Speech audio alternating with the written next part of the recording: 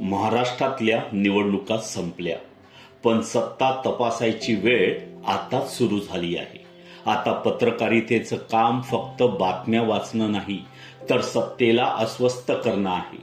निवडणुकीत विचारलेले प्रश्न थांबवायचे नाहीत, उलट ते अधिक धारदार करायचे आहेत. आश्वासनांची जंत्री हातात घेऊन सत्ताधाऱ्यांना थेट जाब विचारायचा आहे. विकास कुठे अडला, निधी कुणासाठी वापरला, निर्णय जनतेसाठी की मोजक्या लोकांसाठी.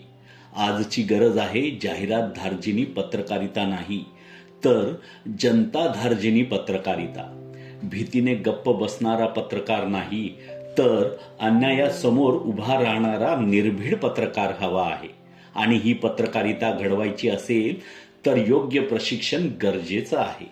म्हणूनच भारतीय फर्स्टच्या डिजिटल पत्रकारिता कोर्सला जॉईन करा. तर आजच भारतीय फर्स्टच्या पत्रकारिता कोर्सला जॉईन करा व मानसशास्त्रीय समुपदेशक बना. हा कोर्स मोफत मिळवा. पत्रकार बना, लोकशाही मजबूत करा.